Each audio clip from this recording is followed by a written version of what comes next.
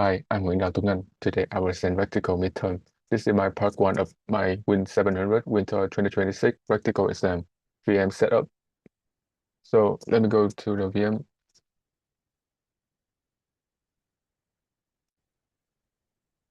I have two VM here. One is vertical VM1 and one is vertical VM2. They have the same network adapter. Let me click setting. This is a vertical VM1. So it's joining the Win 700 LAN segment. Go to VM2 setting. The same LAN segment Win 700. So let's log in to click in the local server. We can see the phone configuration. The computer name is Reticle VM1 and it's a choice to domain mysenecaid.com and the IPv4 address assigned to the server is 192.168.174.57 with a /24 subnet which match the required IP for Reticle VM1. So let me click this in properties, IPv4. So as you can see here, this is the IP. This is my subnet mask, 255.255.255.0. And the DNS server is pointing to our domain controller or WDC. That's 174 at 192.168.174.50. Now let me switch to Reticle VM2.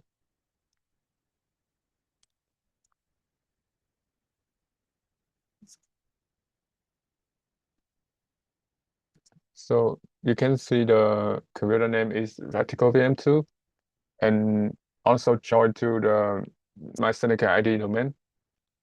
So the IPv4 is 192.168.174.67 with a /24 subnet mask, the correct IP for Reticle VM2. Let me click this and repeat IPv4.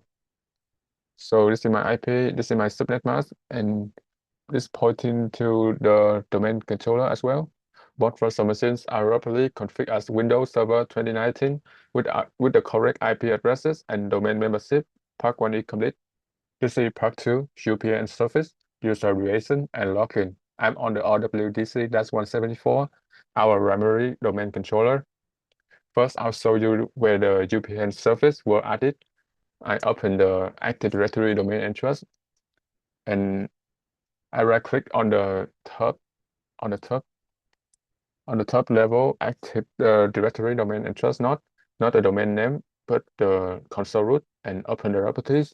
Is on the VPN services tab, you can see I have added the Reticle w26.com as an alternative VPN service.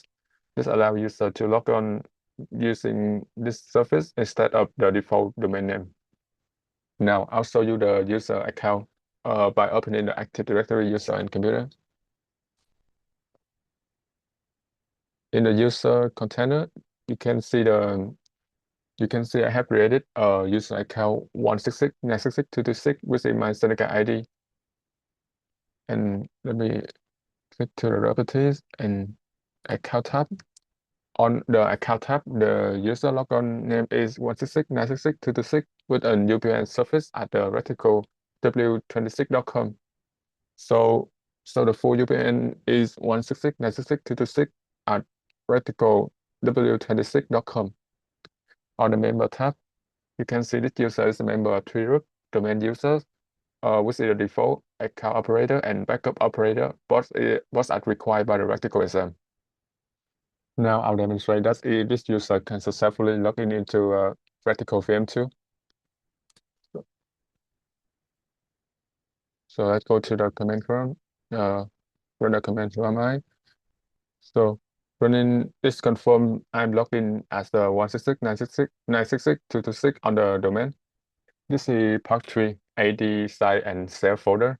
I'm on RWDC-174. I'll show you the site configuration first, then the self folder on Reticle VM1, and finally demonstrate access from Reticle VM2.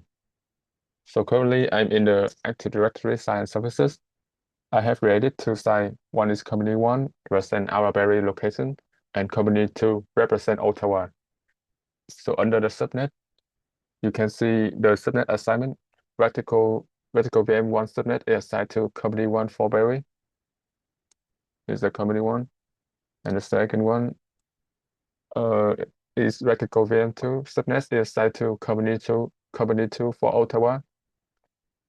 So the dependent company one and server properties. So under the company one, dependent company one, and looking at its server folder, Reticle VM1 is here. It's been removed at the domain controller and placed in the Berry side. Under company 2 server, Reticle VM2 is referenced at the domain controller for Ottawa side. Both VM were removed at the trial domain controller and assigned to their respective site. Under intersite transport, and click the IP, click this link. So I have created a site link called company1-company2-link. You can see both company 1 and company 2 are included in the site link, establishing the replication path between our Berry and Ottawa location. Let's cover the site configuration. Now let me show the save folder. Switch into Reticle VM1 in the file explorer at C drive. Here's a folder named Confident. So let me open this folder properties in the saving tab. Under the advanced saving. So the folder is saved with the same name Confident. Under the permission. So my user 166.966.226 has been granted full control on the share permission. Now let me check in the security tab for NTFS permission. So let me click advanced, click there, and this is full control. So the user 166.966.226 also has the full control on the NTFS security permission. Both share and NTFS permissions are configured correctly. Now I'll demonstrate accessing this save folder from Reticle VM2.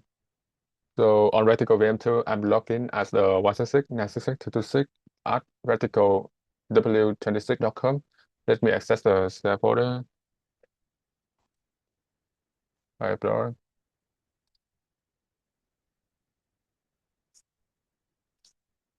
So the save folder is accessible. I can see the content and I'm able to create a new file here. So let me create a new file called test1. So with Pro, I have a full control access. Just confirm that the save folder confident on Reticle VM1 is accessible on Reticle VM2 using the user account created in part 2. Let me go back to Reticle VM1 and click the confident folder. You can see the test one here. Now part 2 is complete. Here you can see the trust relationship. Under outgoing trust, we have berry.mysenecaid.com and ottawa.mysenecaid.com. Under incoming trust, the same trial domain appear. These are two-way sensitive trust that were automatically established when we remoted Reticle VM1 and Reticle VM2 as a trial domain controller. This means user in any of these domains can authenticate across the trust to access resources in the other domain. The schedule is configured for nightly replication only. The blue lock represents when replication is available. You can see replication is enabled from 7 p.m. to 7 a.m. every day. The white block from 7 a.m. to 7 p.m. indicate replication is not available during business hour. This ensures Active Directory replication traffic between Company 1 in Berry and Company 2 in Ottawa can occur during off-peak overnight hour, resolving one bandwidth during the day. So the schedule run every night, 7 days a week, from 7 p.m. to 7 a.m. Part 4 is complete. Trust relationship established between the domain and replication schedule for nightly only. This is Part 5 Active Directory Certificate Services. I'm studying on Reticle VM2. Here's a certification authority console. You can see the root CA named search N1. The written check mark indicates it's running and operational. This was configured as an enterprise root CA on Reticle VM2. In a certificate detail, the subject is search N1 and the issuer is also search N1, confirming this is a self-signed root CA certificate, which also is the top of our certificate hierarchy. And click the issue ISO certificate. Let me explain it. So under the ISO certificate for SUS-N1, you can see the certificate were issued to SUS-N2. That's our subordinate CA on reticle VM1. The root CA issues the subordinate certificate. Here is the subordinate CA named SUS-N2, also operational with a real trademark. This was configured as the enterprise subordinate CA on the reticle VM1. For the certificate, you can see it's issued by SUS-N1. So this confirms that SUS-N2 received its certificate from SUS-N1 and operate under its authority, establishing a proper two-tier PKI hierarchy. So to summarize part 5, SUS-N1 is enterprise root CA installed on reticle VM2, and SUS-N2 is enterprise subordinate CA installed on reticle VM1, with SUS-N2 chaining up to SUS-N1. This is the standard two-tier PKI architecture used in enterprise environment. Part 5 is complete. That's everything. Thank you for watching.